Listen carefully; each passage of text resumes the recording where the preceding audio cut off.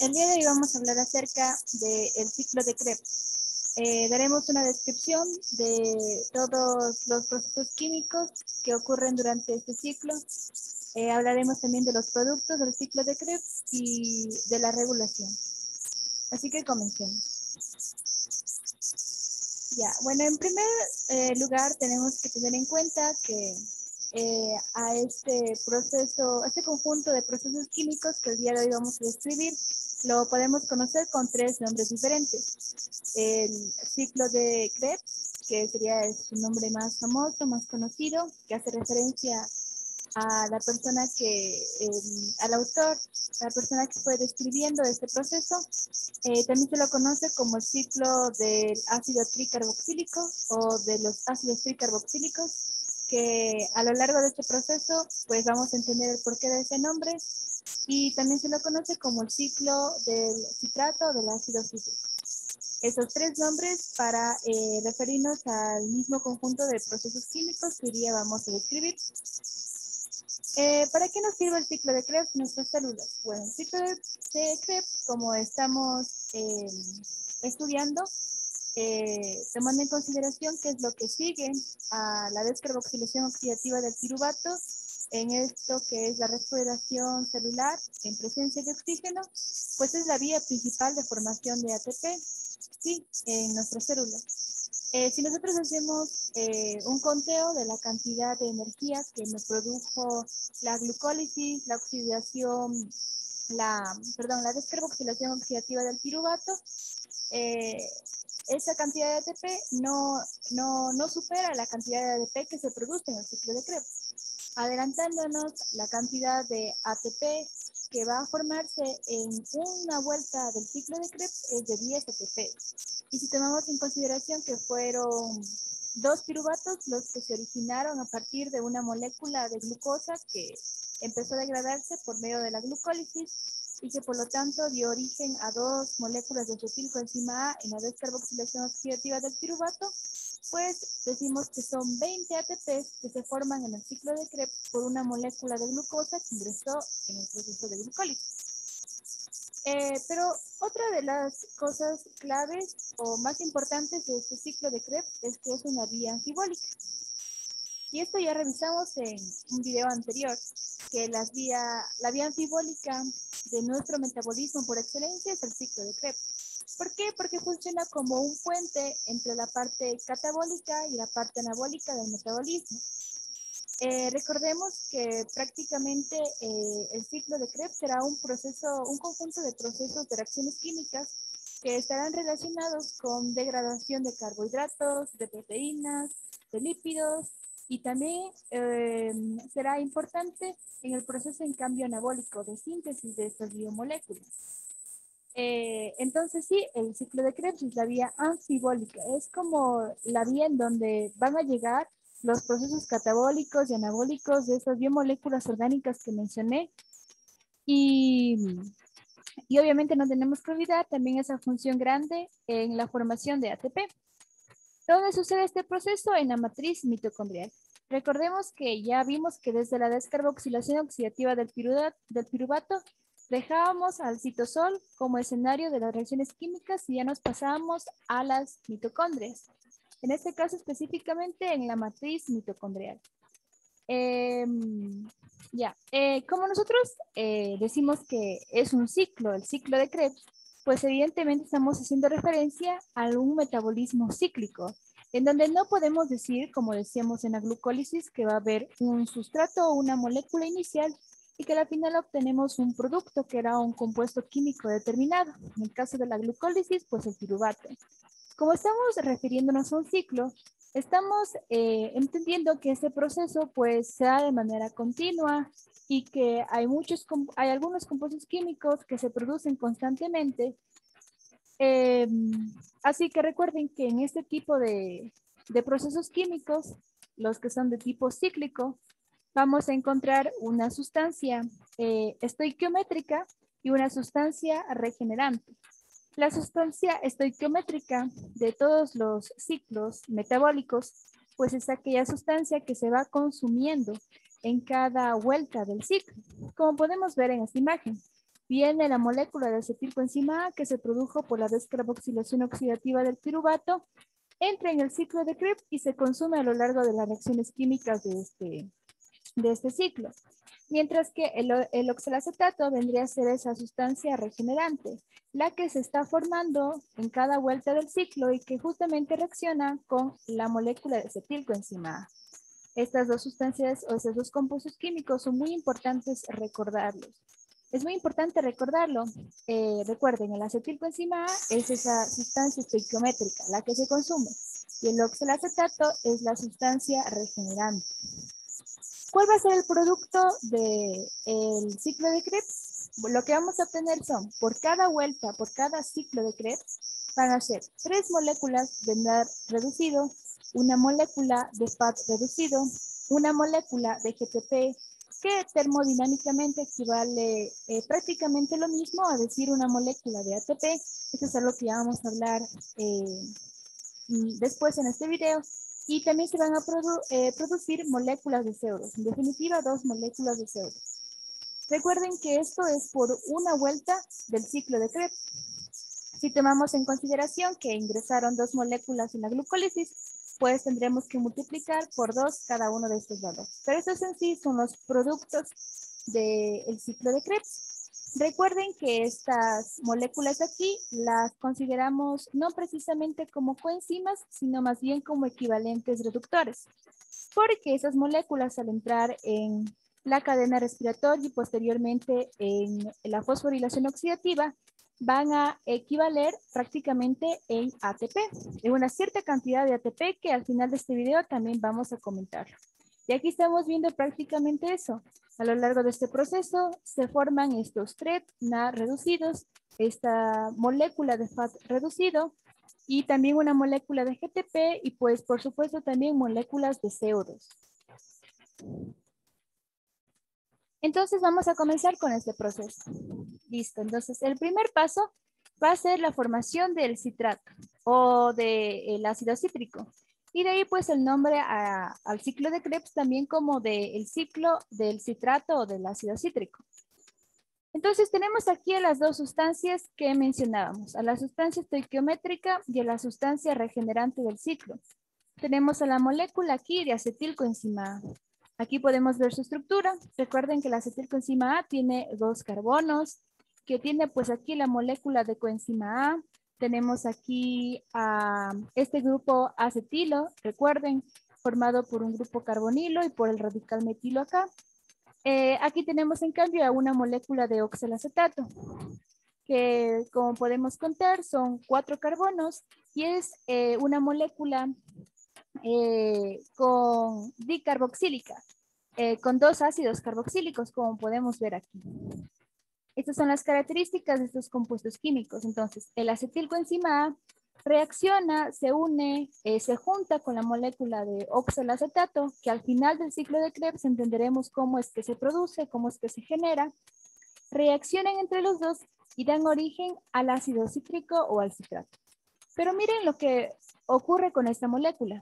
El ácido cítrico está formado por, sí, 6 carbonos. Justamente 2 más 4 carbonos, entonces debe ser una reacción química de tipo de síntesis, ¿no? Podemos ver aquí la presencia de un grupo carboxílico, aquí de otro y aquí de otro. Entonces, esta molécula ya es un ácido tricarboxílico. Por ello, también nos referíamos, recuerden, a este proceso como el ciclo de los ácidos tricarboxílicos. Pero hay obviamente una diferencia clara entre estas moléculas y el citrato, y es la molécula de coenzima A. Entonces, la molécula de coenzima A es lo que se libera, lo que se sale de esta reacción química, y los átomos que están conformando la acetilcoenzima A y el oxalacetato, los elementos, los grupos químicos, permanecen y forman el citrato. Entonces, esta reacción de síntesis ha necesitado que ingrese una molécula de agua en la molécula de acetilcoenzima A en definitiva, y ha permitido que se rompa prácticamente ese enlace, en este caso un enlace carbono-azufre, para que de esa manera se libere la coenzima A y ese grupo acetil de obviamente la molécula de acetilcoenzima A se integre a la molécula del oxalacetato para formar el citrato o el ácido cítrico. Esta es una reacción por completo de síntesis, sin olvidarnos que sucede pues como una especie de reacción de hidrólisis para separar al acetil de la molécula de coenzima A. Y de esa manera es como nombramos a la enzima como citrato sintasa. Aquí una cosa importante es que muchas veces podemos llegar a confundirnos entre lo que es una sintasa y una sintetasa. Ambas enzimas sí participan en reacciones de síntesis, pues, en el que se va a unir prácticamente una sustancia o sí, una sustancia química con otra y así genera una sustancia química un poco más compleja, como lo es el citrato o el ácido cítrico. Pero ¿cuál es la diferencia entonces entre ambas moléculas? Prácticamente la diferencia es que la sintasa para realizar ese proceso de síntesis no requiere, no consume ATP, como en esta reacción química. Mientras que en las reacciones químicas en donde nosotros veamos que existe una enzima que se denomina como sintetasa, en esa reacción química debe intervenir el ATP para crear o para sintetizar ese compuesto químico. Entonces esa es la diferencia clave que tenemos que tener en cuenta. Ya, como podemos ver, una cosa importante de esta reacción química es que como podemos ver es una reacción totalmente irreversible. Recuerden que este tipo de reacciones químicas son aquellas que no se encuentran en equilibrio, en donde el producto no puede directamente volver a dar origen a los sustratos. Y estos procesos químicos eran claves en el metabolismo, pues representaban puntos de regulación para el ciclo, en este caso el ciclo de Krebs.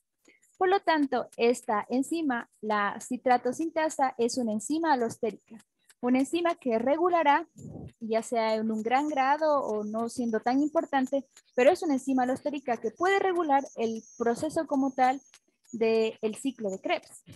Y recuerden que estas reacciones que son irreversibles, que no se encuentran en equilibrio, suelen ser reacciones exergónicas, como lo demuestra aquí la energía libre de Gibbs, que es negativa. Listo, vamos al siguiente proceso químico. Entonces tenemos a la molécula del citrato. Recuerden que este pues va a tener sus 6 carbonos y es un ácido tricarboxílico. Tiene 3 grupos carboxilos. Ahora, el citrato va prácticamente a isomerizarse y de esa manera se convierte en isocitrato. Pero esta reacción química no es tan simple como los procesos de isomeración que veíamos en la glucólisis, sino que este paso químico necesita la formación de una sustancia intermedia, de una sustancia temporal, que es el cisaconitrato. Entonces, analicemos. Entre el citrato y esta sustancia intermedia, vemos que se ha eliminado, o sea, se ha sacado de la estructura del citrato un átomo de hidrógeno y un grupo hidroxilo, es decir, una molécula de agua prácticamente. Entonces, eso es lo que ocurre en un primer momento. El citrato se deshidrata, pierde una molécula de agua y así da origen al cisaconitato. Pero seguidamente sucede lo contrario. Ocurre un proceso de hidratación, es decir, que se incorpora una molécula de agua dentro de la molécula del cisaconitato y así se da origen a la molécula de isocitrato, en donde vemos que lo que ha cambiado al final y al cabo es simplemente la posición de ese átomo de hidrógeno y de ese grupo hidroxilo, nada más. ¿Qué enzima interviene en estos procesos químicos? La enzima conitasa. Esta enzima funciona tanto como una enzima deshidratasa, así como una enzima hidratasa. Entonces, todo esto fue necesario para producir ese pequeño cambio químicamente en el citrato para dar origen al isocitrato, un proceso de isomeración. La conitasa, por lo tanto, es una enzima isomerasa, sin olvidarnos que funciona en este paso químico como una deshidratasa y también como una hidratasa. Y sin olvidar también que se forma esta sustancia química como intermedia, temporal, que es el cisaconitato. Pero al final, la molécula que sigue en el proceso del ciclo de Krebs es el isocitrato. Esta enzima no representa ningún gasto energético en términos de ATP, pero una cosa es también importante de este proceso químico. Como podemos ver, es un proceso reversible, es decir, es una reacción química que está en equilibrio. Sin embargo, la aconitasa sí puede ser una enzima regulable. Y esto es algo importante que tenemos que tener en cuenta, porque resulta que cuando se produce mucho isocitrato, es decir, aumenta mucho el producto de esta reacción química, pues lógicamente se inhibe la acción de la aconitasa. Y al inhibirse la acción de la aconitasa, tiende a incrementar bastante la cantidad del sustrato de esta reacción química, es decir, del citrato. Y esta cantidad de citrato es llevado de la mitocondria, que recuerden que es el escenario donde ocurre este proceso químico, hacia el citosol. Y en el citosol este citrato es una fuente directa para formar acetilcoenzima A. Y recuerden que aquí la acetilcoenzima A prácticamente puede formar ácidos grasos mediante este proceso de lipogénesis que comentábamos en un video anterior. Entonces, esa es una parte muy importante, que a pesar de que esta reacción química no es una reacción irreversible, la aconitasa sí es una enzima que puede ser regulada por el producto, por el isocitrato. Y como este exceso de citrato puede ir de la mitocondria hacia el citosol de las células y ser una fuente directa para formar acetilcoenzima. Ahora vamos a la siguiente reacción química. Entonces tenemos aquí a una molécula de isocitrato. Y en este paso químico, la molécula de isocitrato debe convertirse en alfa-cetoglutarato. ¿Cuál es la diferencia entre estas sustancias? El isocitrato tiene 1, 2, 3, 4, 5, 6 carbonos. Obviamente es un ácido tricarboxílico. Y el alfa-cetoglutarato, en cambio, es un ácido dicarboxílico, es decir, que algo pasa con este grupo carboxilo. Y también vemos que contando los átomos de hidrógeno, pues el isocitrato tiene 2 átomos de hidrógeno más que el alfa-cetoglutarato. Entonces ya podemos darnos como que idea de qué procesos químicos deben estar ocurriendo aquí para la formación del alfa-cetoglutarato. Entonces, por un lado, el isocitrato debe pasar por un proceso de descarboxilación, en donde este grupo carboxilo, que vemos aquí en el isocitrato, es eliminado de esta molécula y obviamente es liberado como una molécula de CO2. Y con respecto a los hidrógenos, el isocitrato también sufre un proceso de reducción en el que va a ceder o a eliminar esos átomos de hidrógeno de su estructura que seguidamente van hacia una molécula de NAD reducida NAD oxidada para que ésta se reduzca y así tenemos el primer NAD reducido del ciclo de Krebs. Si nosotros más o menos relacionamos a esto con otro proceso químico que ya vimos, está ocurriendo una descarboxilación oxidativa. Sí, porque la descarboxilación implica la liberación de una molécula de CO2 a partir, en este caso, de este grupo carboxilo. Y eso es algo que también sucedía, recuerden, en el proceso de descarboxilación oxidativa del piruvato. El piruvato también tenía un grupo carboxilo y ese grupo carboxilo era eliminado igualmente en forma de una molécula de CO2, tal y como sucede aquí. Y al final el piruvato también sufrió un proceso de oxidación, ya perdiendo o cediendo hidrógenos, ¿no? Lo mismo sucede con el isocitrato, miren. Se le eliminan esos hidrógenos de su estructura para reducir al NAD que está en este caso, pues está en un estado oxidado.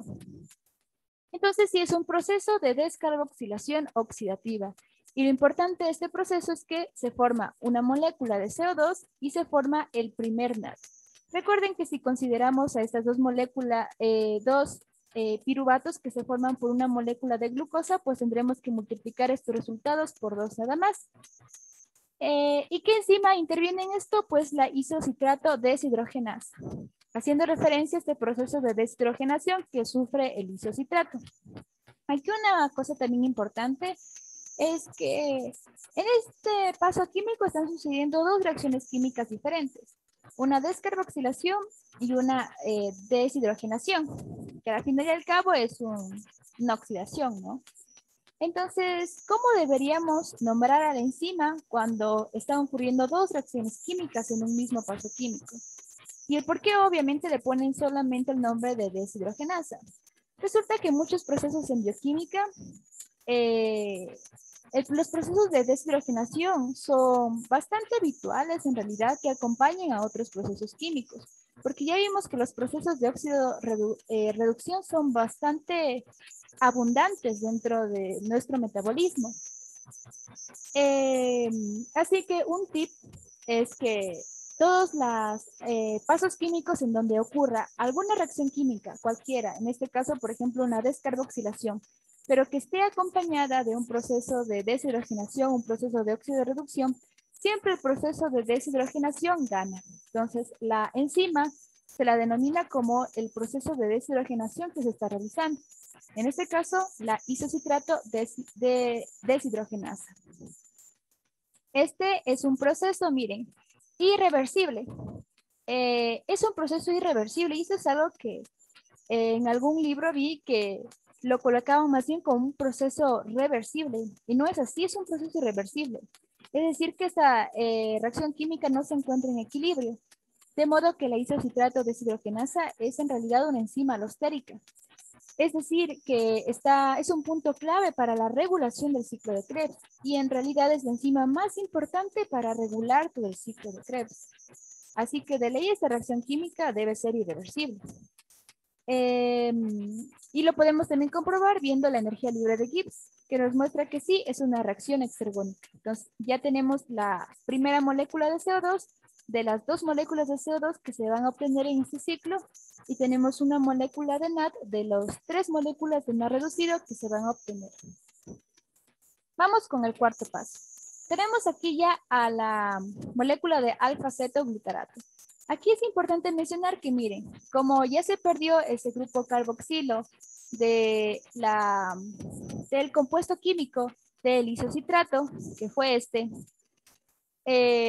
ahora el alfa-cetoglutarato es un ácido dicarboxílico y se lo denomina como alfa-cetoglutarato porque es un alfa-cetoácido, así como el piruvato, miren. Aquí está el carbono alfa, aquí está el grupo carbonilo, que por la posición decimos que es un grupo cetónico, y que aquí pues se encuentra ese grupo carboxilo. Entonces sí, es un alfa-cetoácido, muy parecido como es el piruvato, solo que obviamente tiene esos 5 carbonos. Recuerden que un carbono prácticamente se perdió como CO2, o sea, se eliminó de este ciclo. Y el alfa-cetoglutarato en este paso químico va a transformarse en la molécula de succinilcoenzima A. Solo oyendo los nombres de los compuestos químicos ya nos damos cuenta más o menos qué podría pasar, ¿no? Obviamente debe incorporarse una molécula de coenzima A. Así es. Y analizando la estructura química entre estos compuestos, el succinil coenzima A obviamente ya no tiene un grupo carboxilo. Es decir, que ahora ya no es un ácido dicarboxílico porque solamente tiene un grupo carboxilo.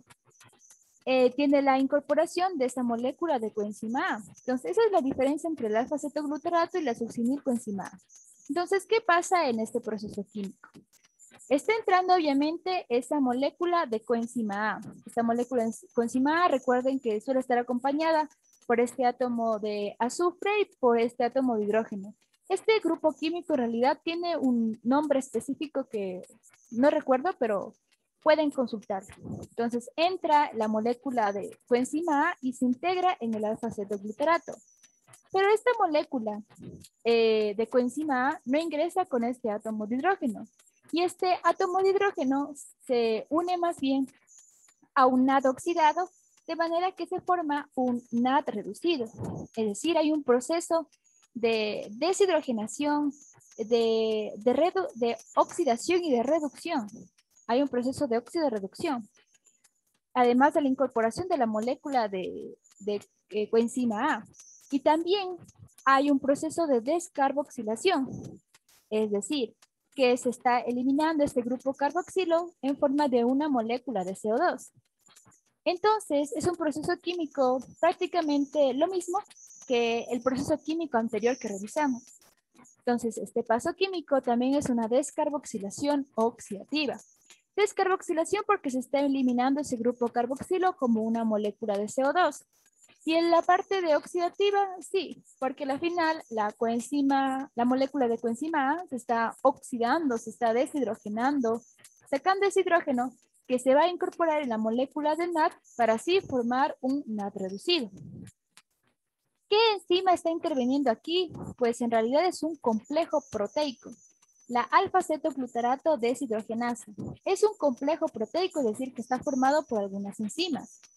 Y en realidad este complejo proteico es prácticamente lo mismo o hace lo mismo o trabaja de la misma manera como lo hacía la piruvato deshidrogenasa. Recuerden que este complejo proteico de la piruvato deshidrogenasa es el que prácticamente permitía la descarboxilación oxidativa del piruvato y que funcionaba con algunas coenzimas. Y resulta que la alfa-cetoglutarato deshidrogenasa también trabaja con esas mismas coenzimas. Es decir, con el pirofosfato de tiamina, con el ácido lipoico en estado oxidado, con la molécula de NAD, como vemos, con la molécula de coenzima A, incluso también se habla de la molécula de FAT. Entonces, sí, es un complejo proteico y que trabaja prácticamente de la misma manera que el complejo proteico de la piruvato deshidrogenasa. Es un proceso que, como podemos ver, es totalmente irreversible. Es decir, es una reacción química que no se encuentra en equilibrio y por lo tanto este complejo proteico también funciona como una enzima alostérica.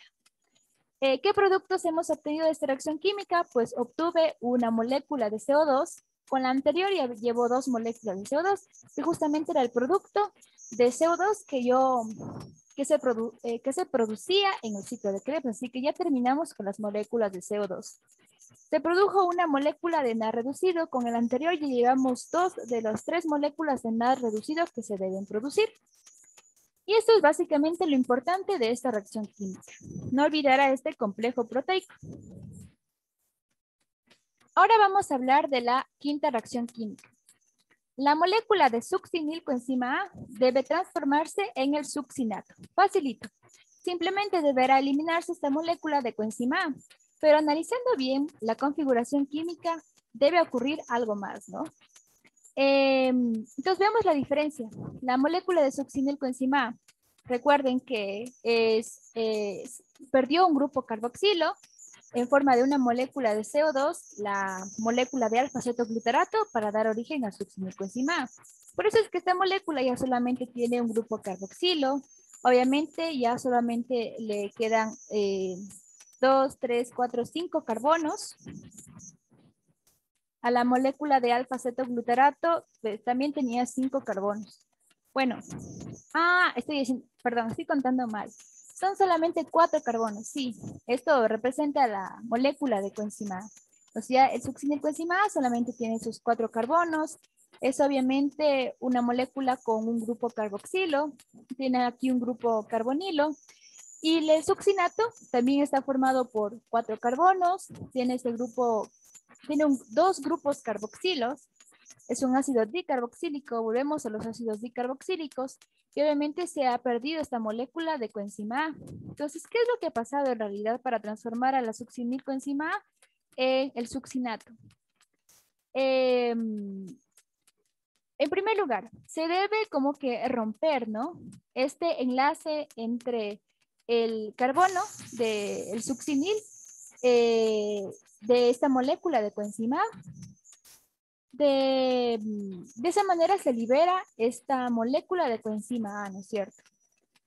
Pero esta liberación, este rompimiento entre estas dos partes de esta molécula, me genera la suficiente energía como para formar un fosfato inorgánico.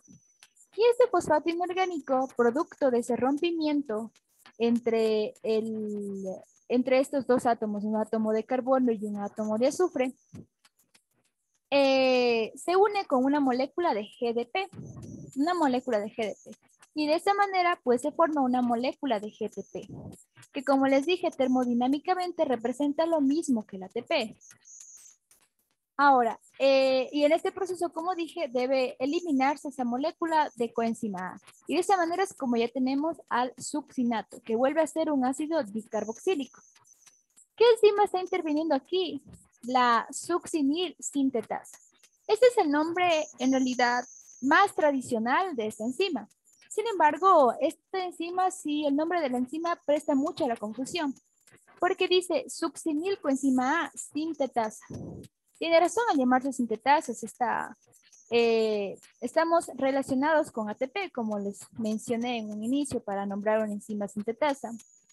Sin embargo, una cosa importante es esto, la parte de succinil coenzima A. En realidad lo que se genera es succinato, entonces no, hay un poco de confusión en ese nombre.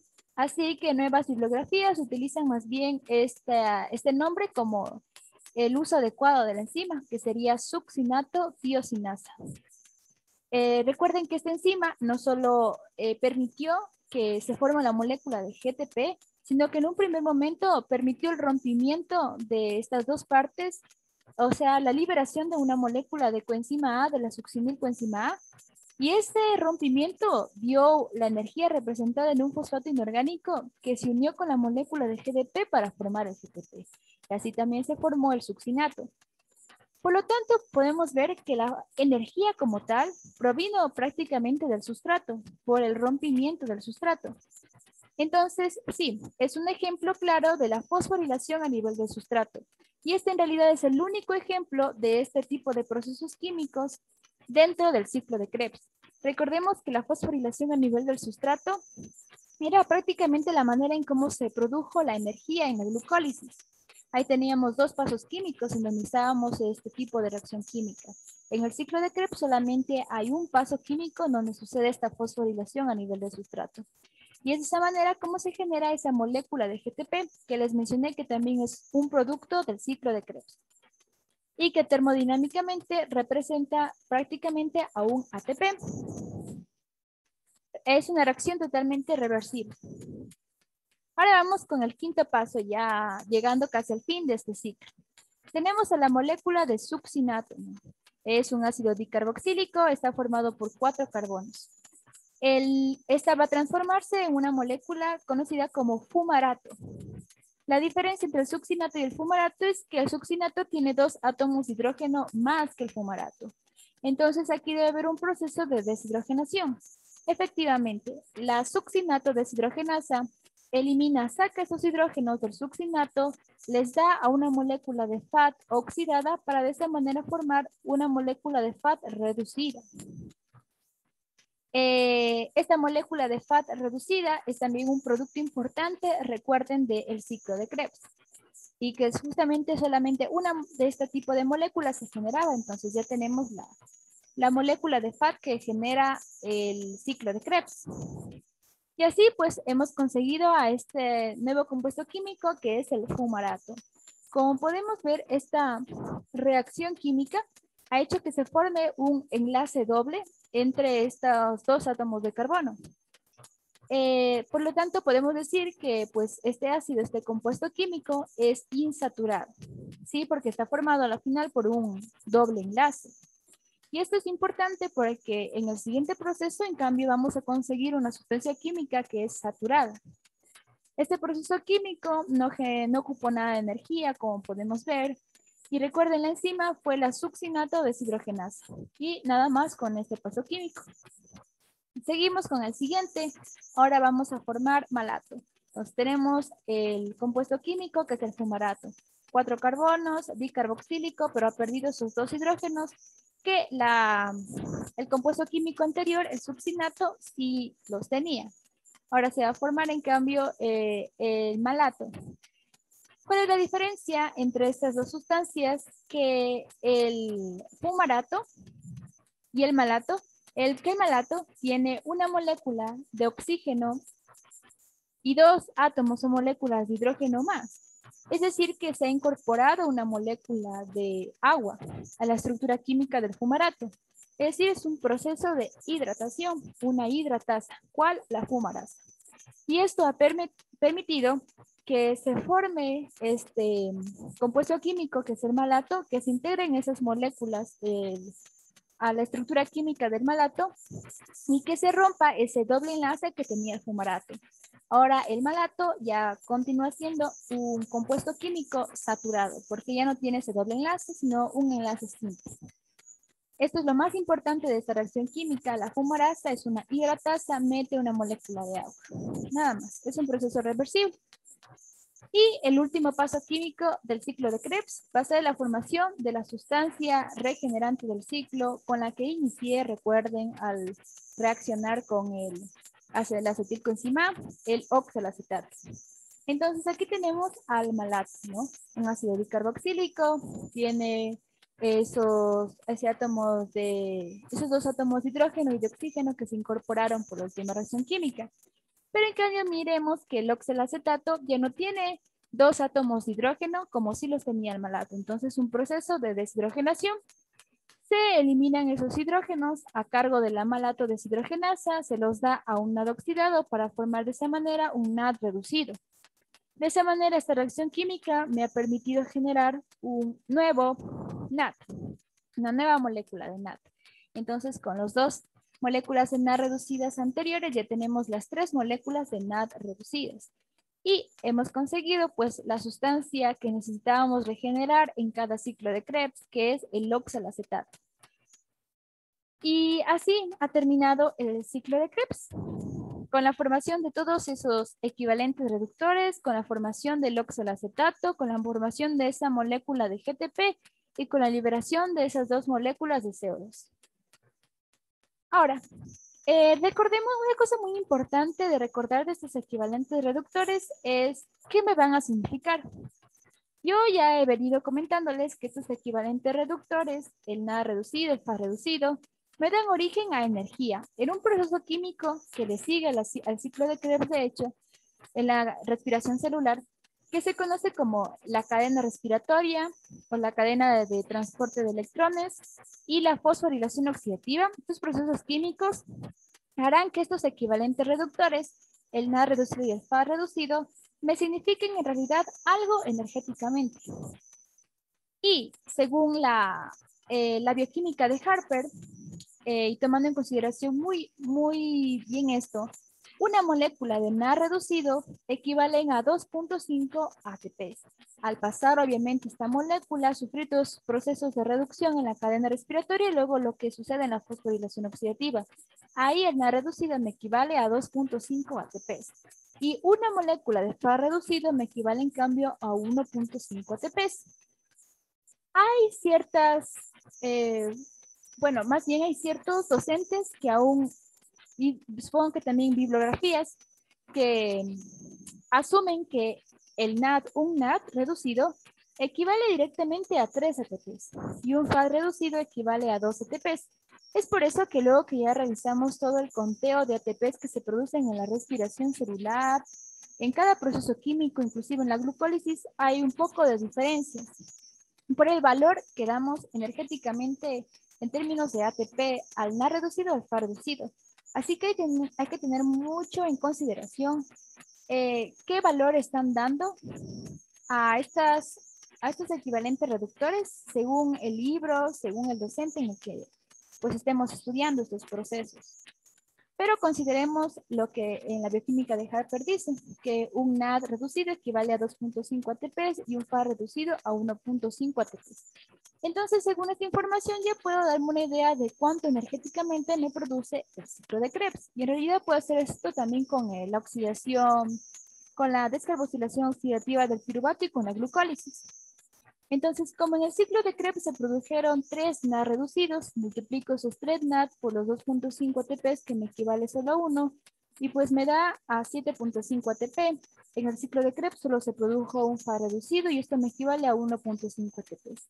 Y un GTP que les dije que termodinámicamente me equivale prácticamente a un ATP.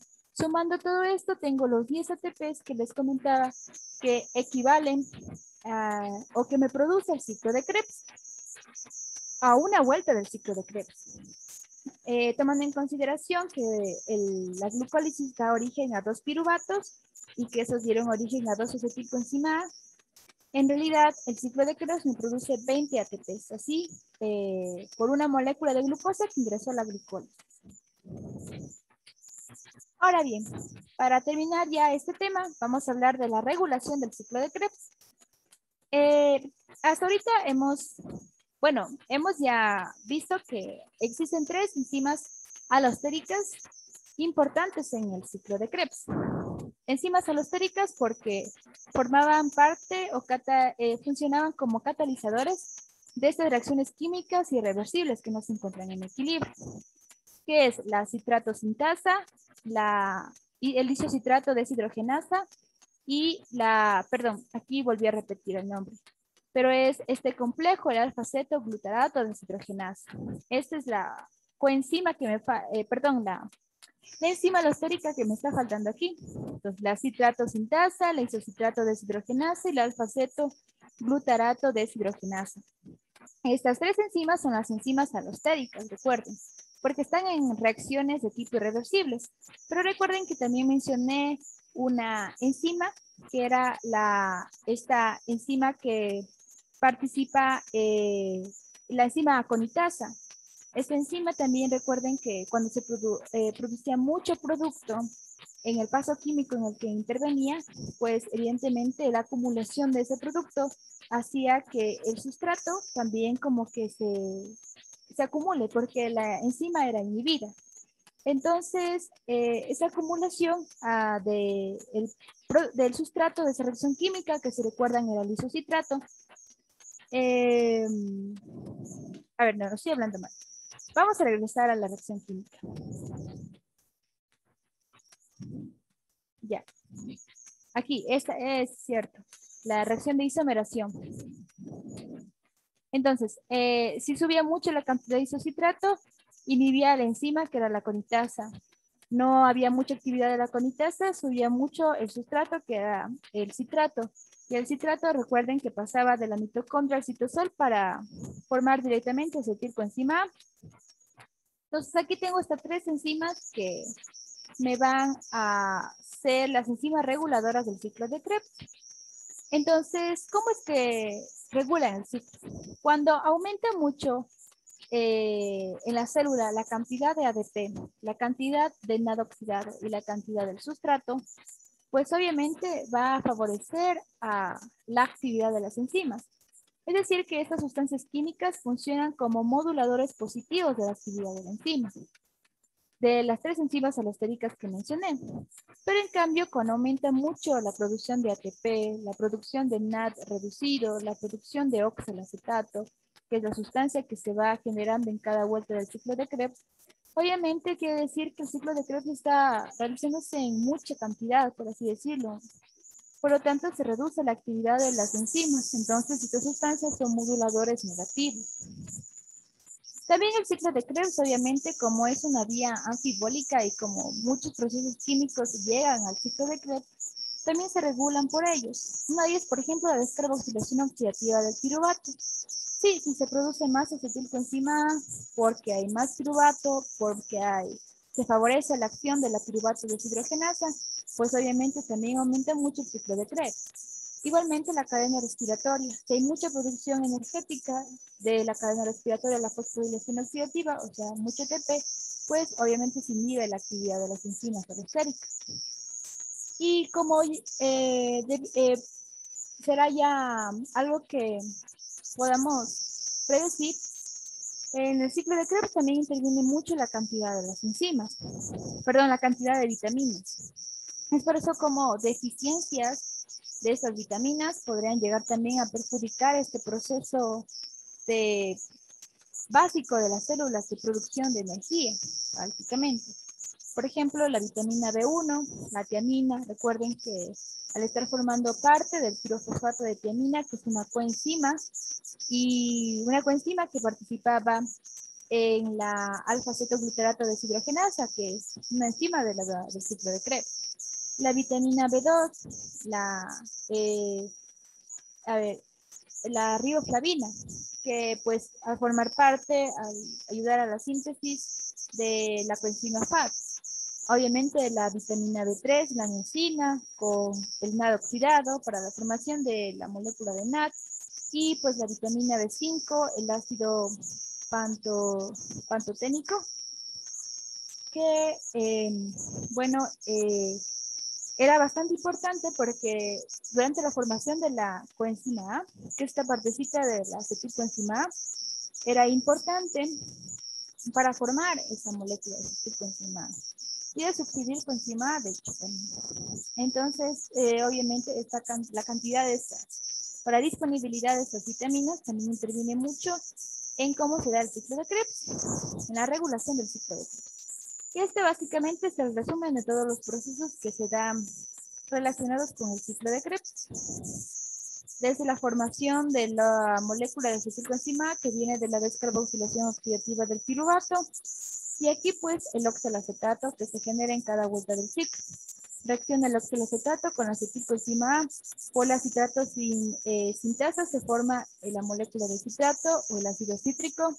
En este proceso químico se debe liberar esa molécula de coenzima A porque ingresa una molécula de agua que prácticamente rompe este enlace carbono sulfato, perdón, carbono azufre, para que así se libere esta molécula de coenzima A y se genere el citrato, que es un ácido tricarboxílico. El citrato se transforma en el isocitrato, un proceso de isomeración por la conitasa, la cual generaba una sustancia intermedia que es el cisaconitato.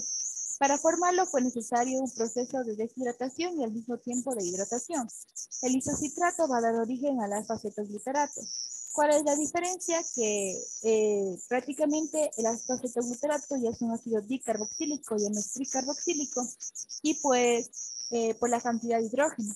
Entonces el isocitrato se deshidrogena por la isocitrato deshidrogenasa, pierde unos hidrógenos que van a reducir al NAD. Del NAD oxidado pasa a NAD reducido y al mismo tiempo se descarboxila, es decir, pierde una molécula de CO2 que provino de ese grupo carboxilo que tenía el isocitrato. Así se forma el alfa-cetoglutarato, un alfa-cetoácido, como podemos ver aquí. El alfa-cetoglutarato da origen a la molécula de succinilcoenzima A, es decir, que vuelve a ingresar una molécula de coenzima A y al mismo tiempo una molécula de NAD se reducía gracias a este átomo de hidrógeno que pues traía tener la molécula de acetilcoenzima A cargo de qué complejo proteico de la alfa-cetoglutarato deshidrogenasa. Tenemos a la succinilcoenzima A que tiene un solo grupo carboxilo en la molécula de CoA. La succinilcoenzima A va a dar origen al succinato, es decir, que pierde esa molécula de coenzima A. Esta molécula se libera y esa misma liberación me genera energía en forma de fosfato inorgánico, que al unirse con la molécula de CDP forma la molécula de GTP, que se originó la primera molécula de GTP y hasta ahorita vamos con dos moléculas de NAD reducido. El succinato debe dar origen al fumarato. ¿Cuál es la diferencia entre el succinato y el fumarato? Pues prácticamente la cantidad de hidrógeno. El succinato se deshidrogena por la succinato deshidrogenasa. La reacción anterior fue gracias a la succinilcoenzima A sintasa. Que era un nombre más bien equivocado para referirnos de esta enzima, que recuerden que el nombre más apropiado sería succinato tiosinato. Ya, entonces el succinato da origen al fumarato, se deshidrogena el succinato a cargo de la succinato deshidrogenasa. De esa manera el FAT se reduce, tenemos ya la producción del FAT reducido. Ahora tenemos que el fumarato debe transformarse en malato. El malato tiene un átomo de hidrógeno y dos de oxígeno más que el fumarato. ¿Por qué? Porque ocurre un proceso de hidratación. Se hidrata, se incorpora una molécula de agua a cargo de la fumarasa, que es un tipo de hidratasa. Luego, el malato debe otra vez deshidrogenarse, es decir, perder esos hidrógenos que van al NAD oxidado para transformarlo en un NAD reducido por amalato deshidrogenasa y así da origen al oxalacetato, un ácido dicarboxílico con 4 carbonos que reaccionará con los 2 carbonos de la acetilcoenzima A